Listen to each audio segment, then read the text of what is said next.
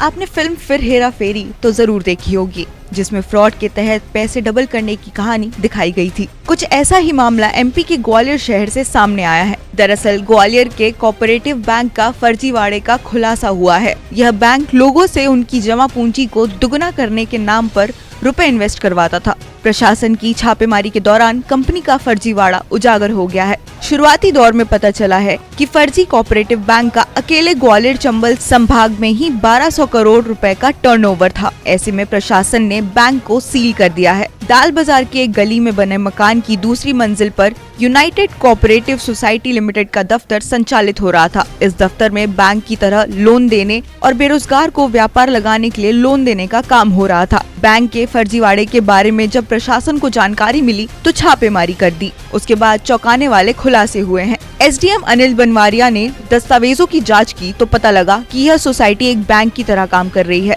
Society के दफ्तर में बैंक की तरह सेविंग्स अकाउंट, एफडीआर जमा, व्हीकल फाइनेंस व होम फाइनेंस हो रहे थे, जिसके बाद प्रशासन ने यहां से दस्तावेज जमा कर फर्जी बैंक को सील कर दिया है। वहीं अब तक जिन ग्राहकों से फर्जी बैंक ने ठगी की है वह कोऑपरेटिव बैंक के दफ्तर पहुंच रहे हैं। सर, शहर में काफ़ी चिटफंड कंपनियां काम कर रही हैं, उनको लेकर प्रशासन क्या कार्रवाई कर रहा है? और पिछले दिनों जो दाल बाजार में कार्रवाई की थी, कौन थे वो लोग, किस नाम से जा रहे थे और कैसे कर रहे थे?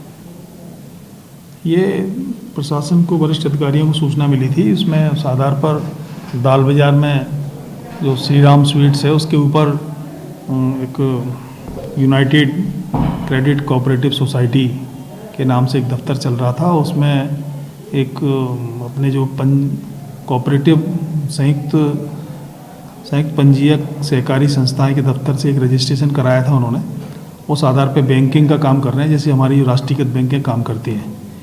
तो उसको प्रथम दृष्टया हमने जो है, चूँकि बैंकिंग का काम तो रिजर्व बैंक ऑफ इंडिया के ही लाइसेंस अनुमति के ही कर सकता है कोई भी व्यक्ति देश में, तो उन पर इस तरह की कोई अनुमति नहीं थी। तो उस आधार पर उनको मतलब बैंक के उसको जो प्रमाइसिस था इनका सोसाइटी का, उसको सील किया था। उसमें अन्य भी जो उपकार वेल्थ इंडिया लिमिटेड के नाम से भी कुछ दस्तावेज मिले थे और कुछ दस्तावेज जो है वो बंधन के नाम से भी मिले थे। तो इस तरह से 3 कंपनियों के वहाँ दस्तावेज मिले।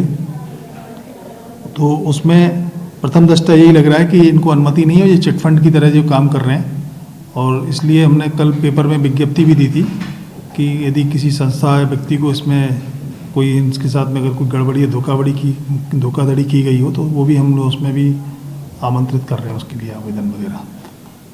तो आगे से इनकी कार्रवाई क्या? आगे जो भी होगा तो आवेदन आता है और नहीं तो इनकी जांच जारी है। जांच करके फिर इन पे विधिवत इनके विरुद्ध वैधानिक कार्रवाई करेंगे।